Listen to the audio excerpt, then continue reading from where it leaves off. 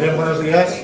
Vamos a empezar. Antes de presentar al profesor invitado, quisiera agradecer dos cosas. Primero, al Servicio de Medicina Interna, al doctor Miguel Ángel Barba, que no sé si está por aquí, y al doctor Javier Solera, la flexibilidad que han tenido para permitirnos poder disfrutar hoy de la presencia del profesor Olea, ¿no? Y por lo tanto, muchísimas gracias. La segunda es que esta charla no habría sido posible sin la colaboración del laboratorio Persan Pharma, que se ha ocupado de la logística, y al que quiero también agradecer su colaboración. No me voy a extender en la presentación. El profesor Olea, que es catedrático de Radiología y Medicina Física en Granada y director de la... estamos hablando de si hay fundaciones o no de investigación, ni siquiera alguna, en el hospital de Granada. Probablemente es el mayor experto, iba a decir, de España y probablemente de más sitios, en toxicidad ambiental. Su presencia y sus referencias en PubMed son abrumadoras y no os voy a aburrir con eso. Es un viajero infatigable a los lados del Atlántico y un entusiasta de lo que nos está contando. Yo desde anoche que tuve la ocasión de oírle no he tenido un buen sueño, la verdad, porque ha sembrado una inquietud que creo que nos va a transmitir a todos nosotros. No quiero aburriros porque estoy convencido de que la charla no nos va a decepcionar y por lo tanto le damos la palabra al profesor. Gracias. Gracias. Buenos días, muchas gracias por la invitación. Para mí es un placer estar en el hospital esta mañana, sobre todo porque es el sitio donde estas cosas tienen que comentarse. Yo voy generalmente de telonero a los congresos de agricultura ecológica de España, me llevan, hago la primera presentación, hablo de lo mal que está todo, nos vamos al café, me despiden y entonces dicen, ¿ves cómo hay que hacer algo? Y ya todos tienen una coartada y una justificación para presentar sus alternativas, ¿no? Pero donde realmente hay que contar esto, porque es la experiencia de nuestro grupo de investigación, es a nivel clínico y con profesionales como ustedes. Por eso, gracias por la invitación. Los tóxicos cotidianos, para adaptarme a los 40 minutos que me han dado, yo le decía a los organizadores que yo menos de 2 horas y media no soy capaz de hablar, que meterlo en 40 minutos va a ser muy difícil, pero sí que es, por supuesto, sencillo y aquí estamos. Tiene una justificación, porque esto de pasarnos todo el grupo de investigación hace ya 20 años a salud y medio ambiente y cómo caímos en esto. Hablaré algo de cáncer de mama, porque entre todas las enfermedades es una que es un muy buen referente para ver lo que es exposición química ambiental. A continuación, el concepto de disrupción endocrina, que es como se ha bautizado esto de los compuestos químicos contaminantes ambientales con actividad hormonal, y al final algo que hacer, que es el principio de cautela o de precaución. Nosotros, mi grupo está interesado en cáncer de mama y en cáncer hormonodependiente. Yo hice mi tesis en el 81 en cáncer de tiroides, después estuve en Bruselas trabajando en cáncer de mama y en Boston en cáncer de próstata, y siempre ha sido las hormonas y el cáncer, las hormonas y el cáncer. Y en un momento determinado, en el año 87, que me fui a Boston a trabajar, ocurrió una enorme desgracia en el departamento. Yo llevaba los sueros de mis pacientes para hacer análisis de actividad androgénica periférica en determinados casos y controles, y resultó que todas las muestras que yo llevaba y que aportaba al estudio eran hormonalmente activas, todas eran altamente estrogénicas. Inmediatamente se pensó, esto era septiembre del 87, se pensó que yo había contaminado los medios o había contaminado el HUD, como decían allí, la campana, y que probablemente por mi mala práctica había hecho alguna cosa rara.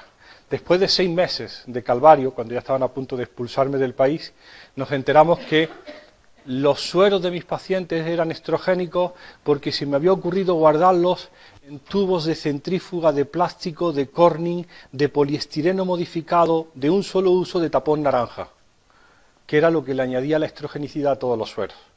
A raíz de aquello, y una vez que en el MIT nos hicieron los análisis, dijeron, sí, es poliestireno, como dice el fabricante, pero está modificado. Le han añadido ciertas sustancias, agárrese, para que el tubo no amarille con el tiempo, porque a los científicos no les gustan que sus tubos se pongan amarillos. Bueno, pues ese amarillante, antiamarillante, era nonilfenol, y en aquel momento se descubrió que era un potente estrógeno que contaminaba todas mis muestras.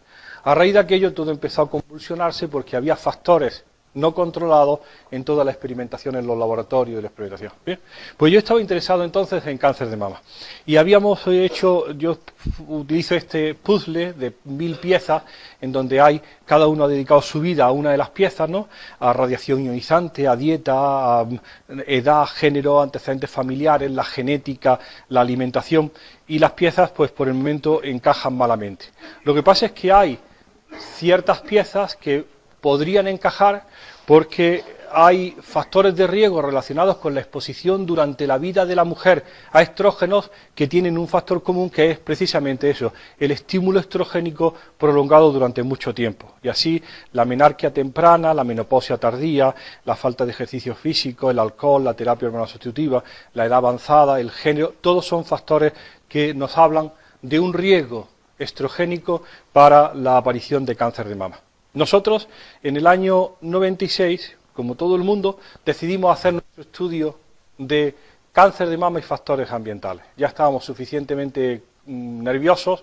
Acababa de aparecer un editorial en el 93 en el Journal National Cancer Institute que decía si la epidemia de cáncer que se estaba viendo en los 90 en Estados Unidos, la epidemia de cáncer de mama, no sería la cosecha de una primavera silenciosa. ¿Se acuerdan? La primavera silenciosa de los hippies y de Rachel Carson, que decía que habían muerto los pájaros porque no había insectos y entonces ya no había animales en el medio ambiente.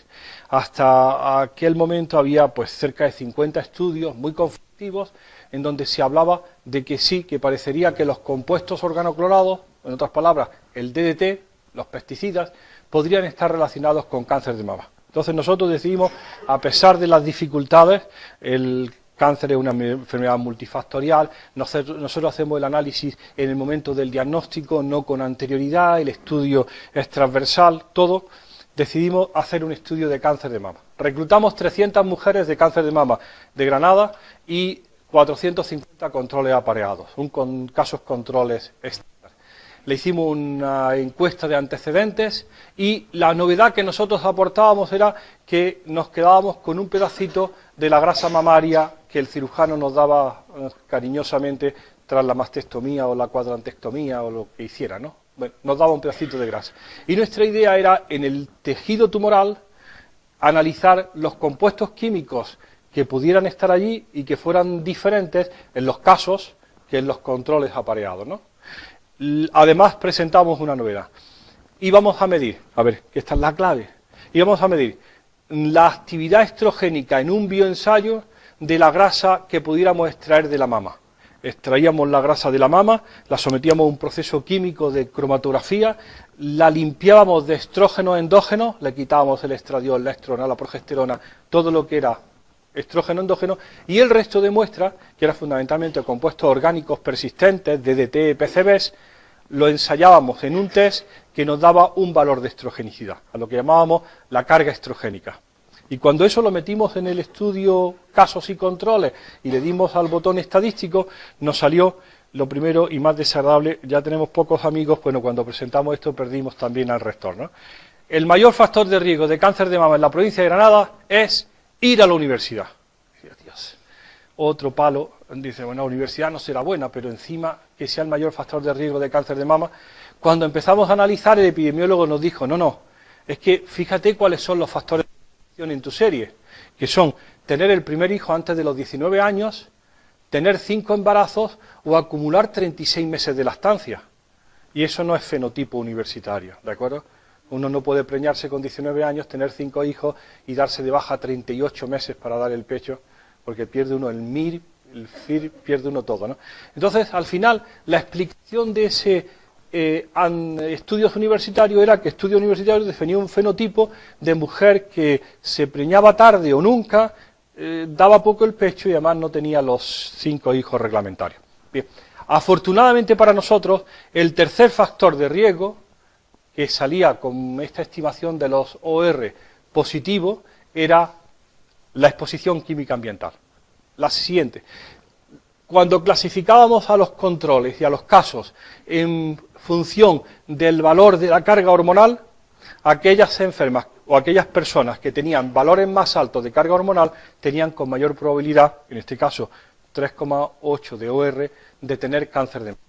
Por fin nuestra hipótesis se presentaba como la tercera, pues probablemente prevenible, porque si uno ha decidido ir a la universidad ya no es prevenible, los antecedentes familiares parecerían la carga genética, aunque si después tenemos ocasión hablaremos qué es para nosotros mobility, yo siempre lo cuento.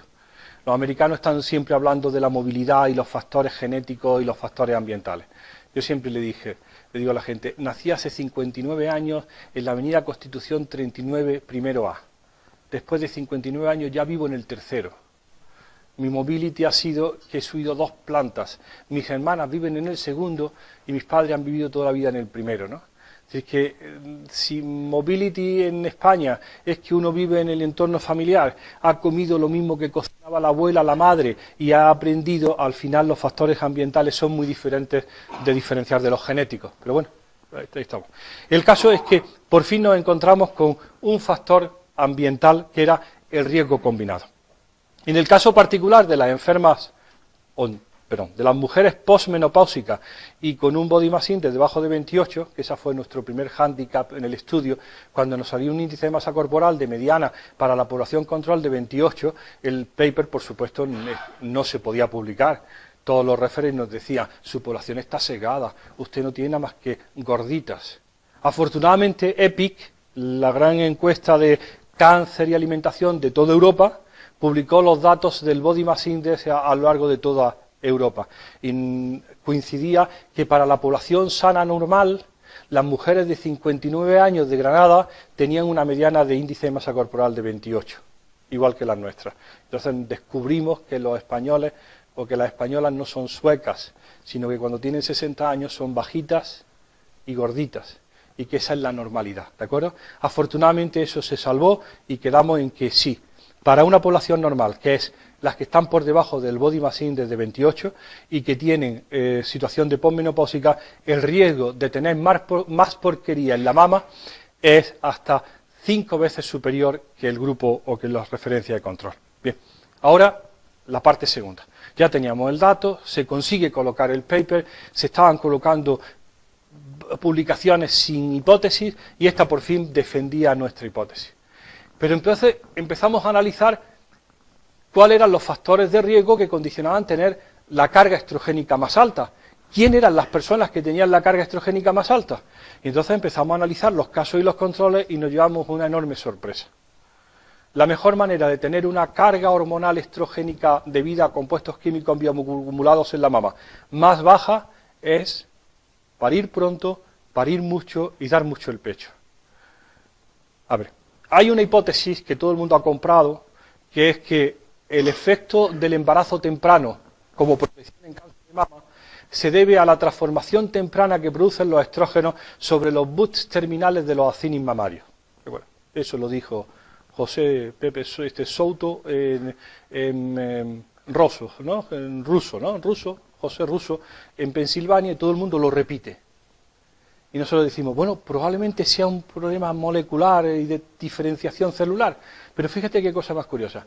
Antes de salud, más embarazos tengas y más lactancia acumules, menos porquería te queda en la mama.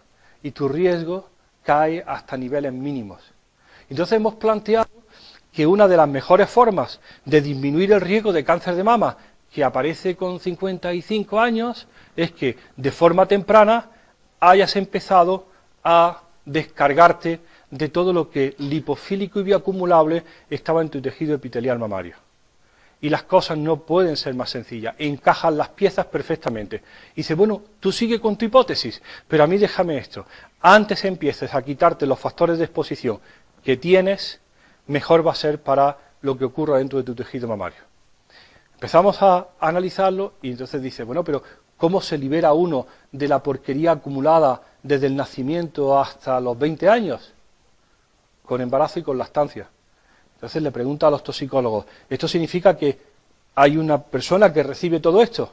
Y te dicen, bien, los estudios de los años 60, ya olvidados porque son muy antiguos, indican que el primogénito, yo digo siempre, yo soy el quinto, ¿no?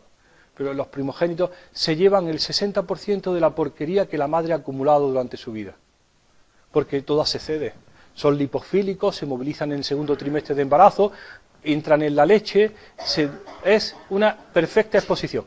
más tarde se preñe la señora, más exposición ha acumulado, más le da al primogénito. Entonces, al final, lo que empezamos a plantear es que tenemos una buena hipótesis y algunas de las piezas de cáncer de mama, tabaco, estudios, clase social, dieta, obesidad, alcohol y exposición química combinada ajustan, pero en algún momento, y lo veremos al final, esto es un riesgo transmisible, no es genético. Aquí nadie está hablando de mutaciones en ningún gen, está hablando de que la exposición de la madre es completamente transmisible al niño, y si la madre ha estado en situaciones de alto riesgo o ha pasado por exposiciones importantes, por actividad agrícola, por actividad industrial, porque su medio ha estado muy expuesto, y ahora lo veremos, pues todo eso, el blanco de la exposición es fundamentalmente el embarazo siguiente o la lactancia siguiente. Bien, la pregunta era, porque teníamos una segunda parte, de todos esos compuestos, no, ¿cuáles eran los compuestos químicos acumulados en el tejido mamario responsables de esa actividad estrogénica? Porque teníamos que decir, si hay que dar recomendaciones en exposición, habrá que identificar cuáles son los culpables. Bien. Como eran año 96 y teníamos bastante tejido mamario, no es como ahora con las cuadrantectomías o las lumpectomías o las cosas, entonces hacían mastectomías y había mama de sobra, pues guardamos en el biobanco mama, y cada vez que hacemos un buen convenio con algún químico de cualquier parte del mundo que tiene una técnica desarrollada, le ofrecemos nuestras 600 muestras de 1 gramo de tejido mamario para que nos diga qué tiene. Bueno, pues fíjense, la media, bueno, la hipótesis que nosotros presentábamos era que el DDT, porque era lo que estaba de moda, era el causante del cáncer de mama en Manhattan. ¿Bien? Cuando nosotros empezamos a ver qué tienen las mamas de los casos y los controles en Granada, ya medido con medios del año 2003, en donde la capacidad de detección química es mucho mayor, es lo siguiente. Las mamas de Granada tienen, de media, 17 pesticidas organoclorados, 37 bifenilos policlorados, 10 PCBs hidrosilados, 15 diosinas y furanos, 8 bifenilos polibromados y 11 ésteres de PBBs. Todas tienen de todo. Y a duras penas encontramos diferencias entre los casos y los controles. Y si lo encontramos, decimos probablemente es debido al azar. Es decir, la exposición ha ocurrido, la exposición es múltiple y probablemente la clave etiológica es el efecto combinado. Bien. Y la gente sigue empeñado en que el DDT no se asocia con cáncer de mama. Y ya lo ha dicho la Autoridad Sanitaria Europea. Dices, pero el DDT, ¿por qué el DDT? ¿Porque es más popular? ¿Porque es más sencillo de medir? Si al DDT lo acompañan otros 37 pesticidas organoclorados. Sí, se hace una presentación reduccionista para evitar problemas, ¿no? ¿Hay alguna idea de que lo que estamos contando es plausible y existe? Pues de vez en cuando hay movimientos sociales importantes, y no sé si se acuerdan cuando estaba ministra Narbona, WWF decidió analizar la sangre de los diputados o de los ministros de Medio Ambiente y de Salud de la Unión Europea. Aquí estaban todos, la S debe ser Narbona, y el caso es que le añadieron o le sacaron sangre y le mandaron sus resultados. Estos son un resumen de los resultados, ¿de acuerdo? Narbona tenía de 106 residuos medidos, y habían medido PCBs, DDTs, hexaclorobenceno, PBBs, hexaclorohexano, perfluorados, talatos. Narbona tenía 46 residuos, de los 106 medidos. Era de las ministras más limpias. Nunca sé si es el eslovaco o el esloveno, pero lo confundo, tenía los 106, ¿no? Cuando dijeron que tenía 106 todos se separaron y el eslovaco se quedó en una esquina como apestado, ¿no? Porque había dado positivo en todo, ¿no? Una cosa. El caso es que Narbona presentó sus resultados en un hotel en Madrid, llamó a la prensa y dijo, esto es mi tabla de lo que tengo. Es que sepan que el 100% de los ministros tenían PCBs, 22 PCBs, el 100% tenían DDE, metabolitos del DDT, el 100% tenían hexaclorobenceno, el 100% tenía el mayor de los bromados, que son los antillamas, hablaremos después, el 75% tenían el plastiquillo de las sartenes, como lo llamamos nosotros, PFOS y PFOA, los antiadherentes, y el 79% tenían los flexibilizantes del plástico, los eftalatos. Todos esos son conocidos disruptores endocrinos. Esto para una población que yo digo siempre que no se le conoce ninguna actividad seria, son políticos. Es decir, no están metidos en nada de riesgo. Van a Bruselas, viajan en primera. ¿Bien? Cuando la ministra presenta esto, enseña sus resultados, le pregunta la gente, los periodistas, ¿y eso qué significa? Inmediatamente el director general del momento dice, los niveles son muy bajos. Esa es la voz de la administración. Los niveles son muy bajos. Y ella, que estaba favorable a la hipótesis, dice, ¿y 46 niveles bajos no son un nivel alto? Un silencio. Entonces yo, que era el experto, estaba allí sentado, dar la palabra y digo, pues mire usted, malas noticias. La toxicología reguladora del mundo occidental, Japón, Canadá, Estados Unidos y Europa, no ha considerado todavía el efecto combinado. Las pruebas, los tests, la información existente sobre la toxicidad de los compuestos químicos se hace preregistro 1 a 1. Y uno le dice, pero hombre, ese no es el mundo real, si yo ya tengo 46, dime lo que ese va a aportar más sobre los otros 46 que tengo. No es asunto de discusión.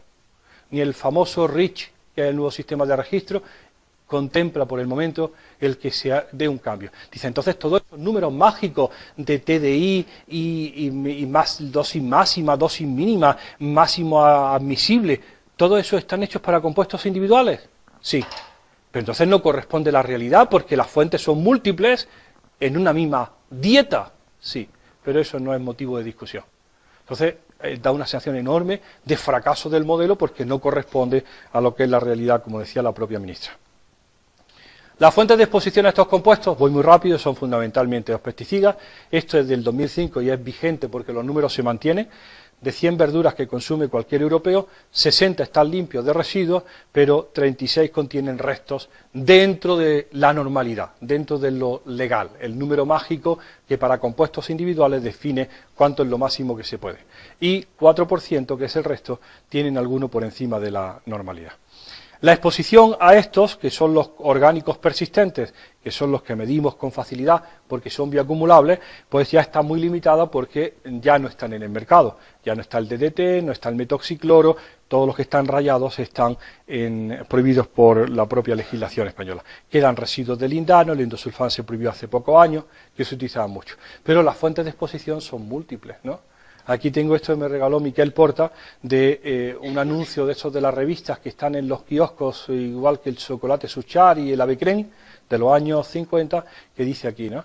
Higiene y precaución, colonia con DDT, cruz verde, ahuyenta y elimina los insectos y combate la caspa.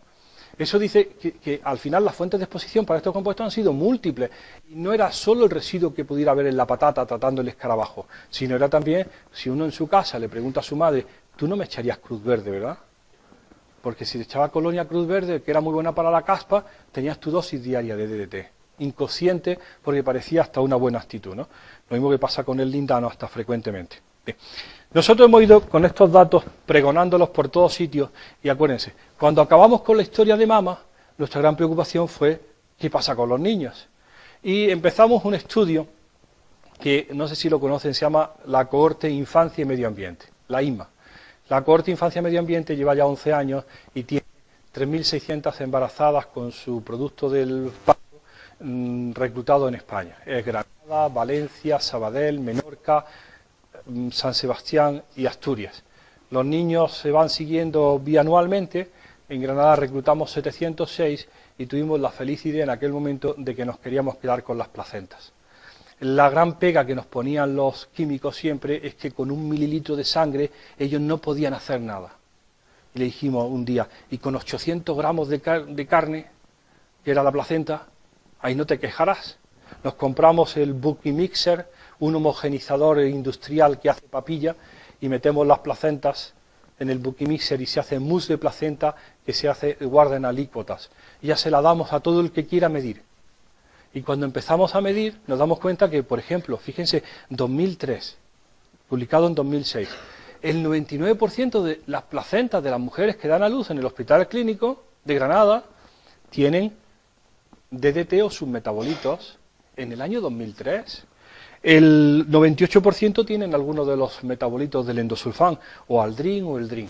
Cuando esto lo extendemos a Finlandia, Dinamarca, nuestros otros socios europeos, nos damos cuenta de que a pesar de toda la norma, a pesar de todas las prohibiciones, para compuestos orgánicos persistentes, la mayor fuente de exposición no es ni el queso de cabra, ni el queso frito, ni la leche pasteurizada, nada.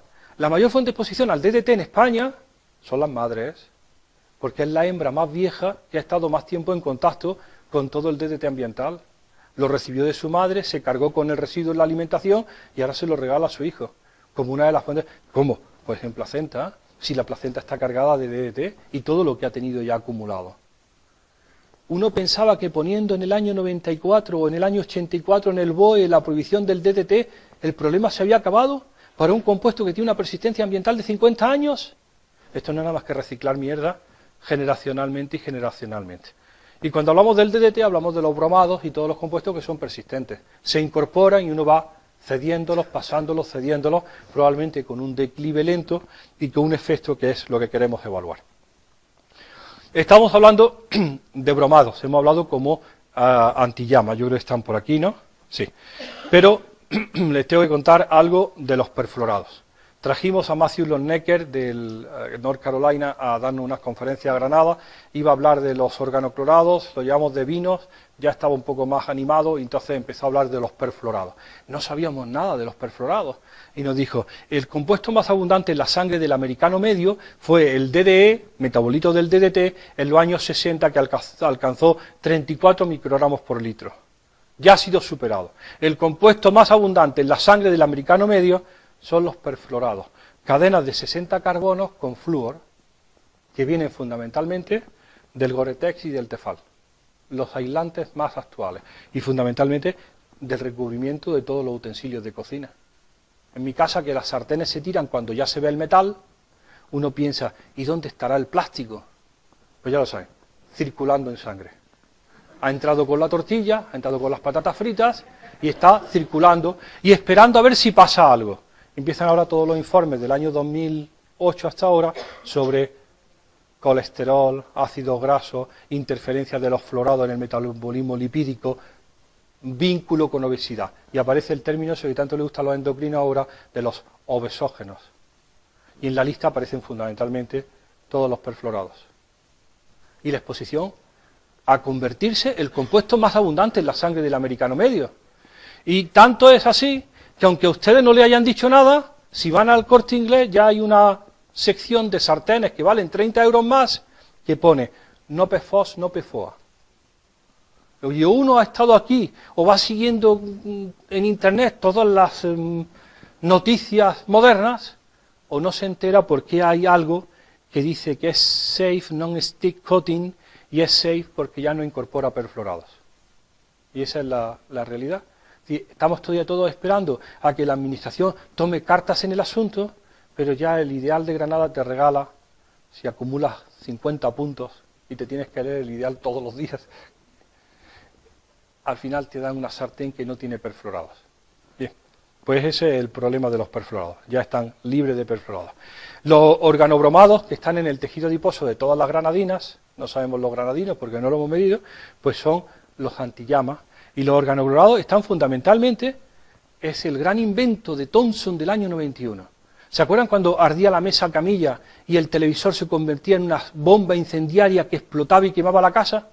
Ya no. Thomson se inventó que añadiéndole organobromados a la electrónica, no hace llama, no hace humo y no prende. Porque el bromo tiene una enorme habilidad por el oxígeno, se libera y atrapa el oxígeno y no hay riesgo. Bueno, pues los organobromados, como decíamos ayer en la cena, es lo más, el tetrabromo bisfenol A es ni acaso hecho lo más parecido al tetrayodotironina. Y toda una historia americana en torno a exposición a bromados y mimetización de las hormonas tiroideas. Bien, pues los organobromados que sepan que están en este es el surtido, el 153 está en el 60% de la población granadina.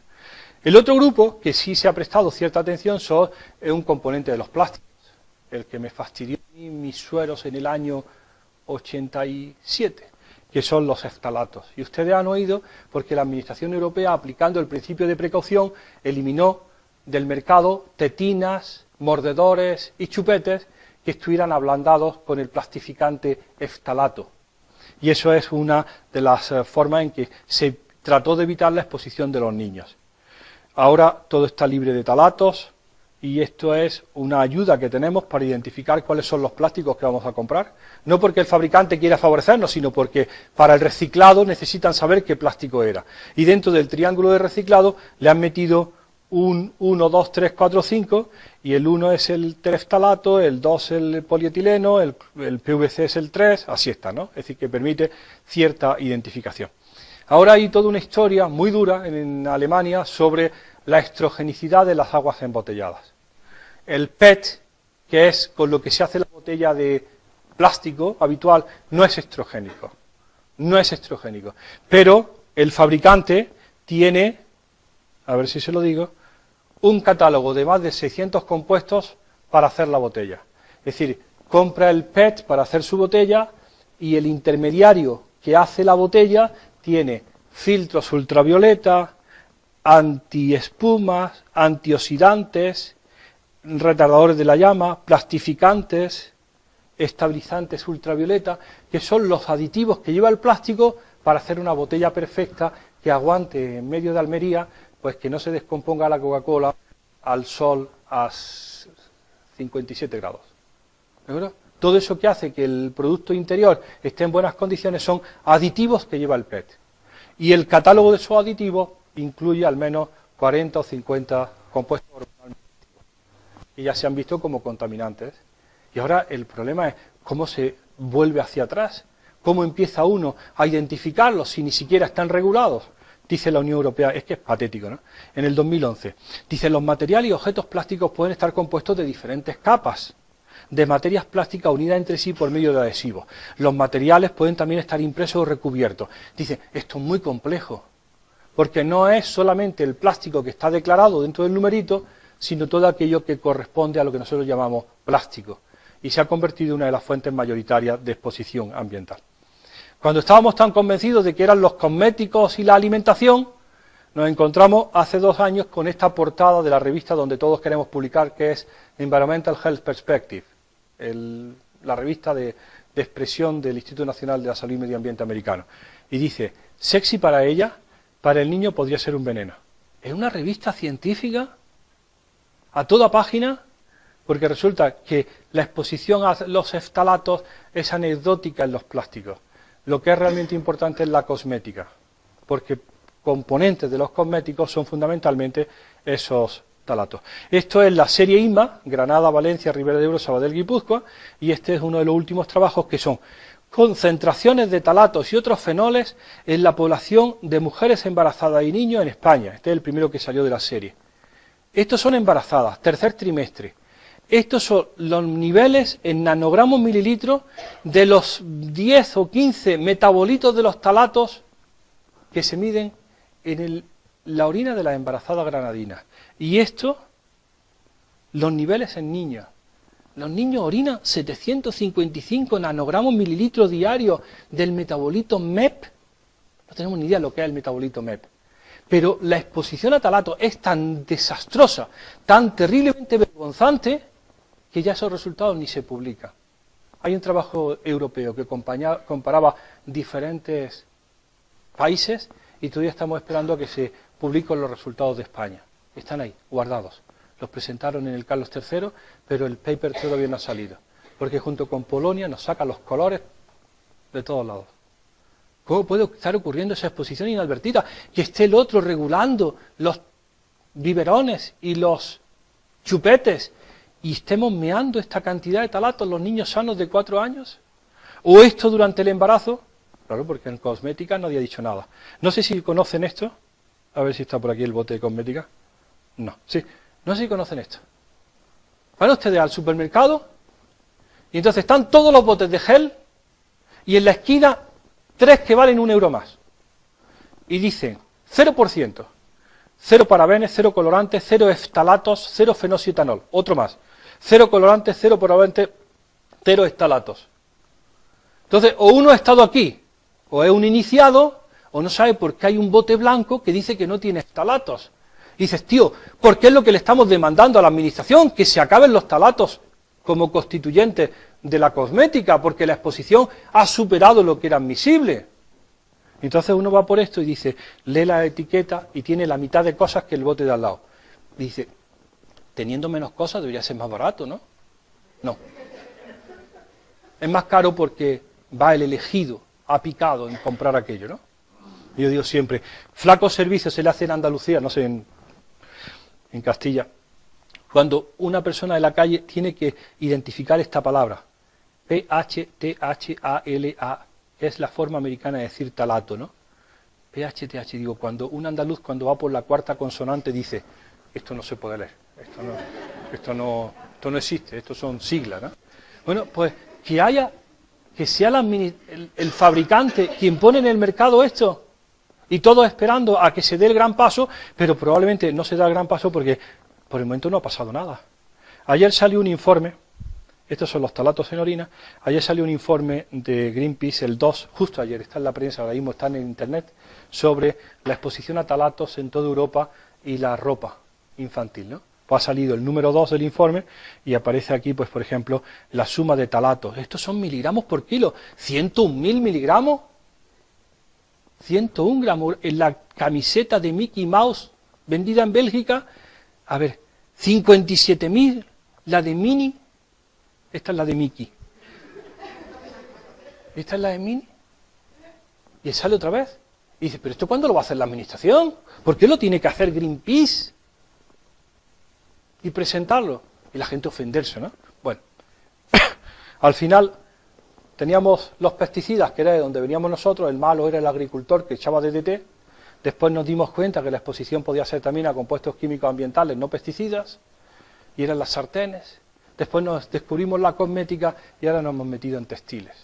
Lo de textiles es, a ver, un minuto y ya me voy, textiles. Viene el representante inglés de PET porque se van a instalar en la gran industria española. Y me dice las bondades del PET y que no es hormonalmente activo.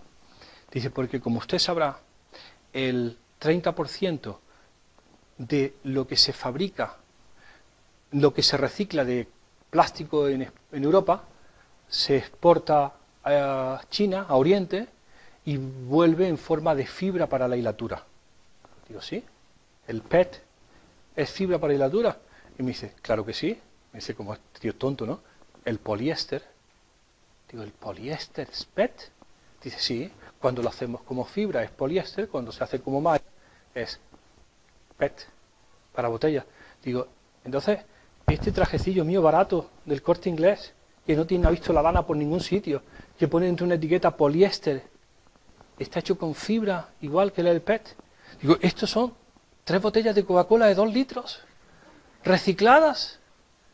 Dice, sí. Dice, pero con una inconveniente. Cuando viene como fibra, ya lleva incorporado los bromados para que esto no arda. Ya no arde nunca. Yo me acuerdo de mi padre que fumaba, tenía las corbatas llenas de agujeros. Ya nadie tiene agujeros en la corbata. Ahora te cae la tranca, si es que tienen tranca, pero ya nada arde. Los bromados para que no arda. Para que cuando le caiga una mancha, haga uno así, se vaya, mejor repelente que un perfluorado. Ya está en la fibra. Para que tenga el color amarillo, el rojo, eso, pues cromo, cadmio, plomo, elige metal. Para que planche bien, los nonilfenoles, los alquilfenoles, el lavado perfecto y el planchado recupera totalmente. Es decir, al final, la fibra ya viene con todos los ingredientes que lo hacen de una excelente calidad para el planchado, el lavado, el repelente de la grasa y el antillama. Entonces, al final, cuando empieza a ver esto, pues estos son los niveles de metales en placenta, me los salto, empieza a complicarse la cosa. A ver, nosotros no hemos ido ahora con los toxicólogos de otro grupo a medir, como tenemos las placentas, nos dice, yo podría medir en las placentas los metales. Digo, bueno, ¿qué tienes?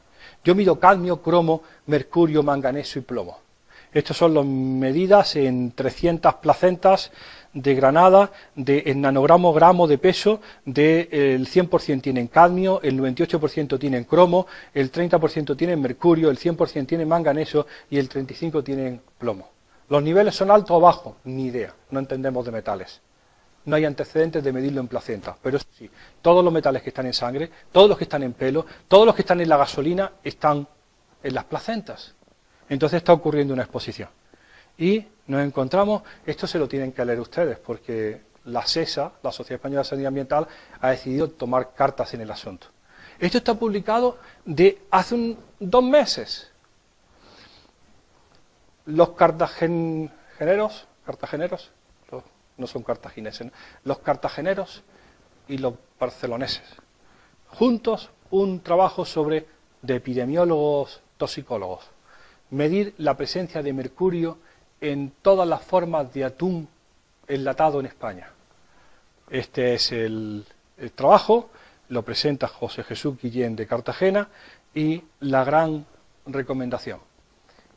Las conservas de pescado, el atún, ya sea light o no light, blanco o marrón, está fuertemente contaminado por mercurio.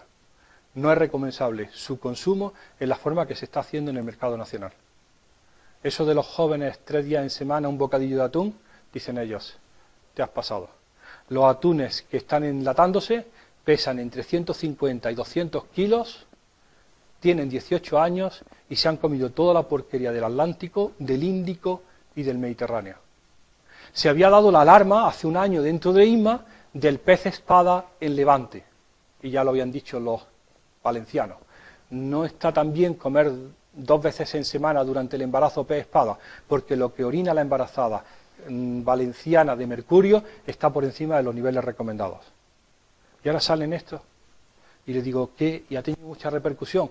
Dice, sí, nos hicieron un reportaje el otro día los del País. Digo, ¿y cuándo sale? Nos han dicho que nunca. Y la SESA, que es la sociedad de la que ellos pertenecen, porque este muchacho es el presidente actual, Chema Ordóñez, quiere presentarlo públicamente si es que la administración no lo hace. Es decir, uno está, lo que decíamos anoche, entre la lucha entre las características organoléctricas y la bondad del omega 3 y la bondad de la comida y las recomendaciones y lo que es la realidad de lo que está en el mercado, que no tiene nada que ver con aquello que nos enseñaron los libros, porque esto tiene mercurio, lo otro tiene talatos y lo otro está envasado. Entonces, bien, para acabar, déjeme pasar a la última parte, los parabenes me los salto, y me voy a nuestra estrella, que es el bisfenol A. 5 minutos y acabo. Bisfenol A es lo más que a nosotros nos interesa porque empezamos a trabajar en el año 2000 o 99 o así, ¿no? Bisfenol A es el policarbonato. Está marcado en el triángulo como número 7. Es el plástico más vendido. Es el plástico más fabricado. Una sola factoría de Alhama de Murcia, en Cartagena, fabrica actualmente, están sentados, ¿no?, 250 millones de kilos anuales de bisfenol A. Un compuesto, a ver si lo voy a enseñar, un compuesto muy sencillito, yo creo que está por aquí la fórmula.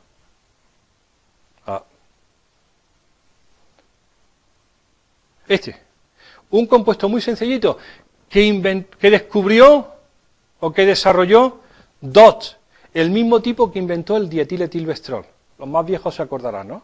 El dietiletilvestrol, el DES, lo hemos utilizado en la clínica. Cuando yo empecé en el clínico, todavía se le daba para el tratamiento de las metástasis de cáncer de próstata. Los ginecólogos viejos sabrán que era el mejor antiabortivo que existía, ¿no? Se le daba ante la amenaza de aborto y los epidemiólogos encantados, porque tienen el mejor estudio para enseñar de intrauterina, dietiletilvestrol en las mujeres preñadas por amenaza de aborto y cáncer de vagina de células claras en las chicas nacidas de esos embarazos. De esas asociaciones que ellos utilizan como enseñanza. Pues bien, este es el dietiletilvestrol que inventó Dodds y en el mismo paper, en el año 36, describe el bisfenol A, que es estrogénico. El dietiletilvestrol es estrogénico a 10 elevado a menos 12 molar, lo mismo que el estradiol, y el bisfenol A es estrogénico a 10 elevado a menos 7 molar. Como es mucho menos potente, no tiene interés farmacológico.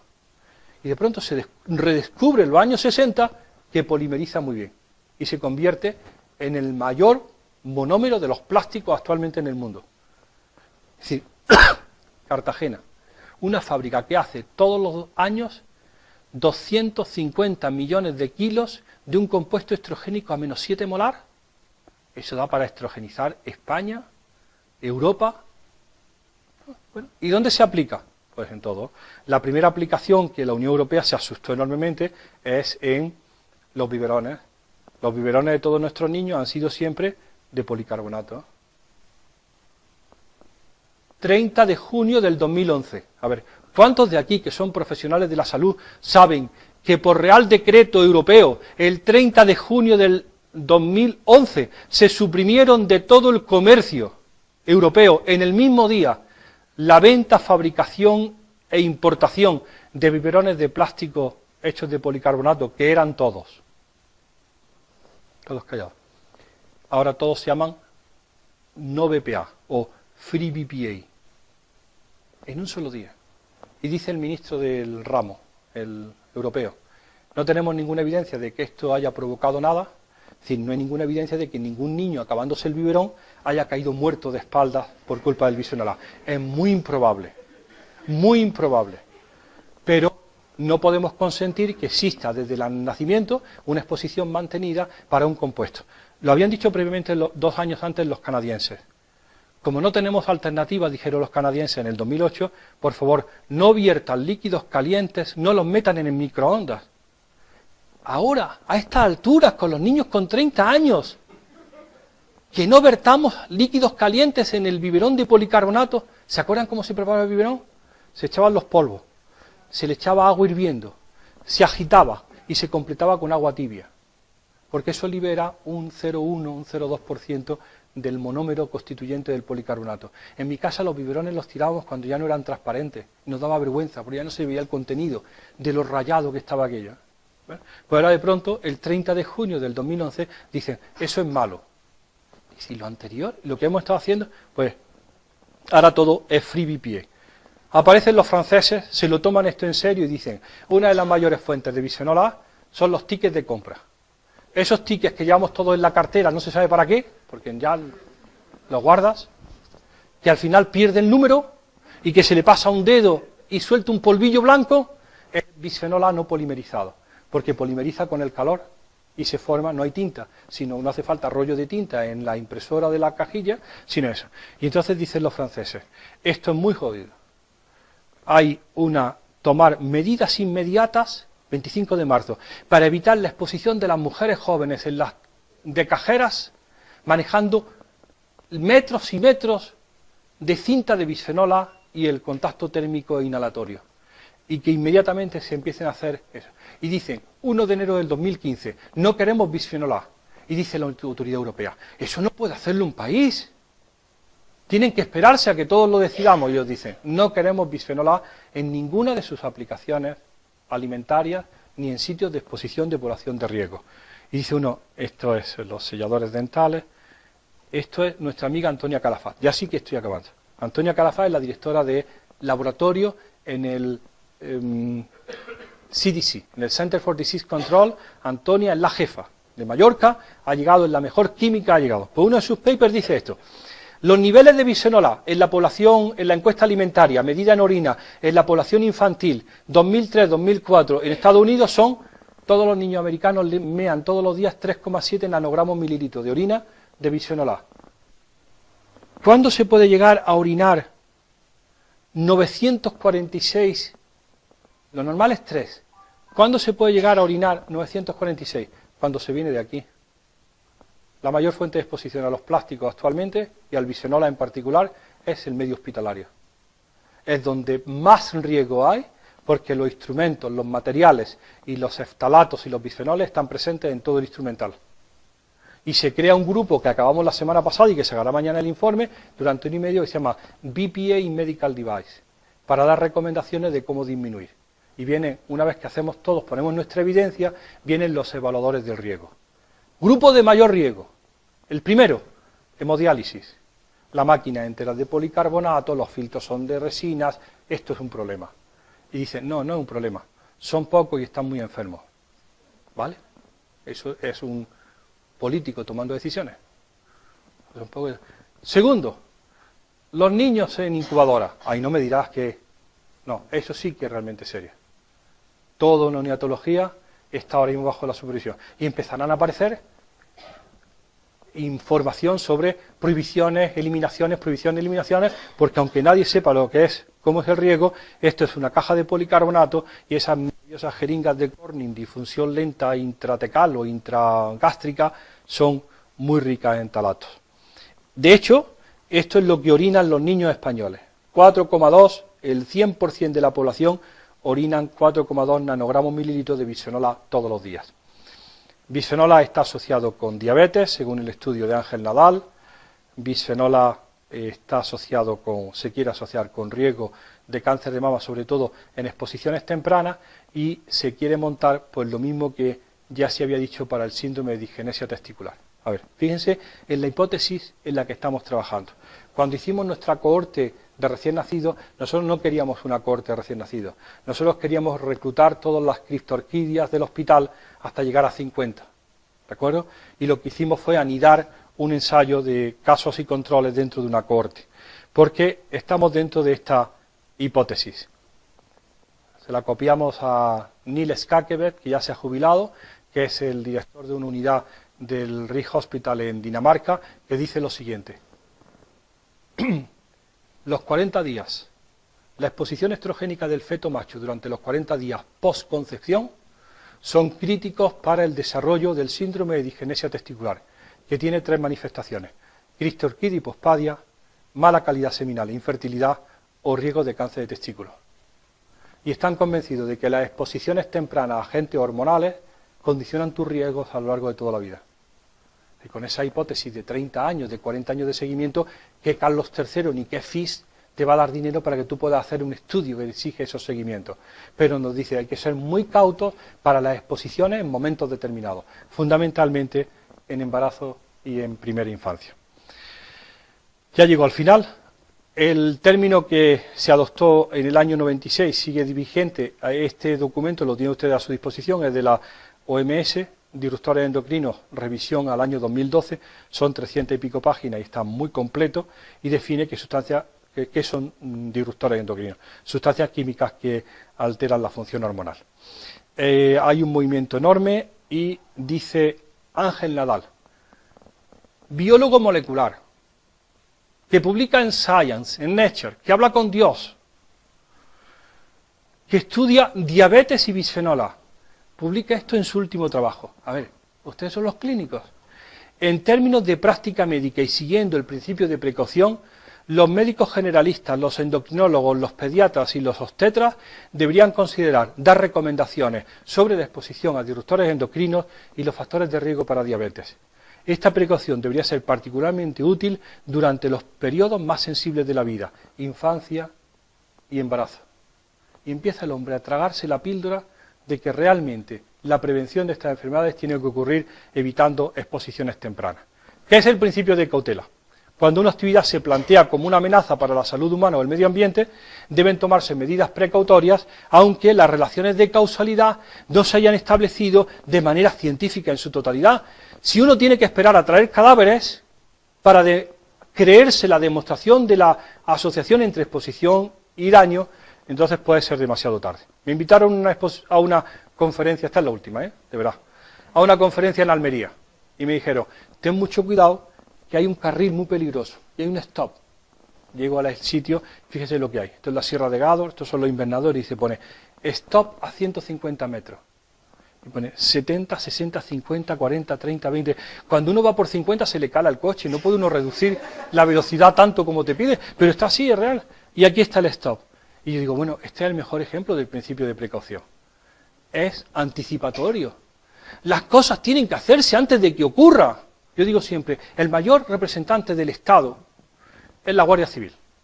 ¿Está la Guardia Civil alguna vez en el señal de peligro del stop, aquí delante? Nunca. Están en un árbol al otro lado del stop. Si uno se salta el stop y se mata, dice, ¿has visto? Y lo apunta. Se ha saltado un stop y se ha matado. ¿Has visto? Si es que van como van. Y si no se lo salta y no te matas, te paran y te dicen, ven aquí que te vas a enterar. No tiene nada de precautorio. No tiene nada de anticipatorio. Gracias por su atención.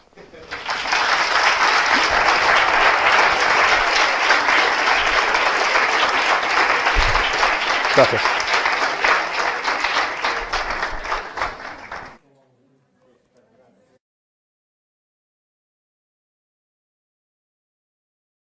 Hacer una gran inquietud que creo que nos va a transmitir a todos nosotros. No quiero aburriros porque estoy convencido de que la charla no nos va a decepcionar y por lo tanto le damos la palabra al profesor. Gracias. Gracias. Buenos días. Muchas gracias por la invitación. Para mí es un placer estar en el hospital esta mañana, sobre todo porque es el sitio donde estas cosas tienen que comentarse. Yo voy generalmente de telonero a los congresos de agricultura ecológica de España, me llevan, hago la primera presentación, hablo de lo mal que está todo, nos vamos al café, me despiden y entonces dicen, ¿ves cómo hay que hacer algo? Y ya todos tienen una coartada y una justificación para presentar sus alternativas, ¿no? Pero donde realmente hay que contar esto, porque es la experiencia de nuestro grupo de investigación, es a nivel clínico y con profesionales como ustedes. Por eso, gracias por la invitación. Los tóxicos cotidianos, para adaptarme a los 40 minutos que me han dado, yo le decía a los organizadores que yo menos de 2 horas y media no soy capaz de hablar, que meterlo en 40 minutos va a ser muy difícil, pero sí que es, por supuesto, sencillo y aquí estamos. Tiene una justificación, porque esto de pasarnos todo el grupo de investigación hace ya 20 años a salud y medio ambiente y cómo caímos en esto. Hablaré algo de cáncer de mama, porque entre todas las enfermedades es una que es un muy buen referente para ver lo que es exposición química ambiental. A continuación, el concepto de disrupción endocrina, que es como se ha bautizado esto de los compuestos químicos contaminantes ambientales, dice el fabricante, pero está modificado. Le han añadido ciertas sustancias, agárrese, para que el tubo no amarille con el tiempo, porque a los científicos no les gustan que sus tubos se pongan amarillos. Bueno, pues ese amarillante, antiamarillante, era nonilfenol, y en aquel momento se descubrió que era un potente estrógeno que contaminaba todas mis muestras. A raíz de aquello todo empezó a convulsionarse porque había factores no controlados en toda la experimentación en los laboratorios de la experimentación. Bien, pues yo estaba interesado entonces en cáncer de mama y habíamos hecho, yo utilizo este puzzle de 1000 piezas en donde hay, cada uno ha dedicado su vida a una de las piezas, ¿no? A radiación ionizante, a dieta, a edad, género, antecedentes familiares, la genética, la alimentación, y las piezas pues por el momento encajan malamente.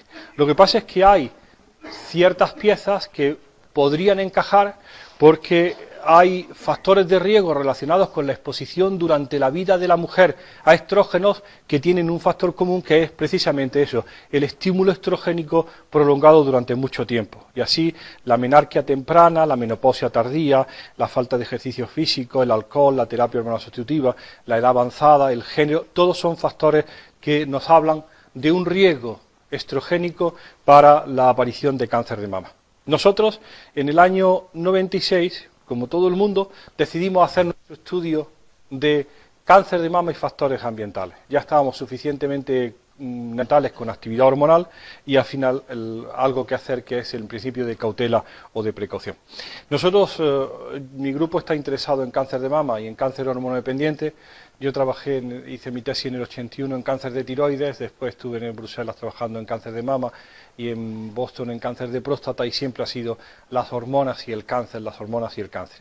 Y en un momento determinado, en el año 87, que me fui a Boston a trabajar, ocurrió una enorme desgracia en el departamento. Yo llevaba los sueros de mis pacientes para hacer análisis de actividad androgénica periférica en determinados casos y controles, y resultó que todas las muestras que yo llevaba y que aportaba al estudio eran hormonalmente activas, todas eran altamente estrogénicas. Inmediatamente se pensó, esto era septiembre del 87, se pensó que yo había contaminado los medios o había contaminado el HUD, como decían allí, la campana, y que probablemente por mi mala práctica había hecho alguna cosa rara. Después de 6 meses de calvario, cuando ya estaban a punto de expulsarme del país, nos enteramos que los sueros de mis pacientes eran estrogénicos porque se me había ocurrido guardarlos en tubos de centrífuga de plástico, de Corning, de poliestireno modificado, de un solo uso, de tapón naranja, que era lo que le añadía la estrogenicidad a todos los sueros.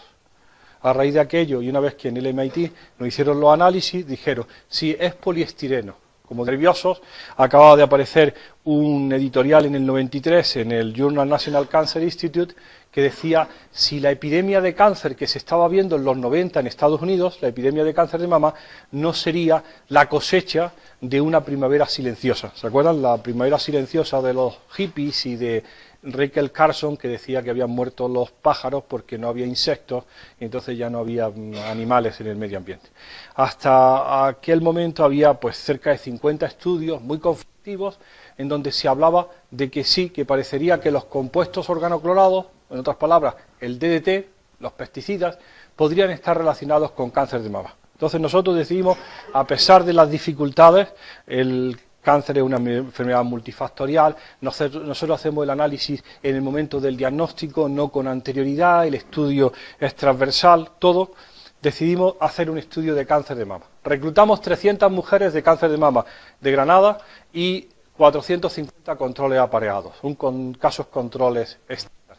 Le hicimos una encuesta de antecedentes y la novedad que nosotros aportábamos era que nos quedábamos con un pedacito de la grasa mamaria que el cirujano nos daba cariñosamente tras la mastectomía o la cuadrantectomía o lo que hiciera, ¿no? Bueno, nos daba un pedacito de grasa.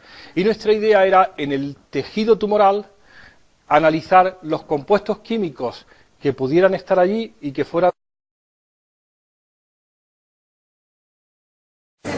Bien, buenos días.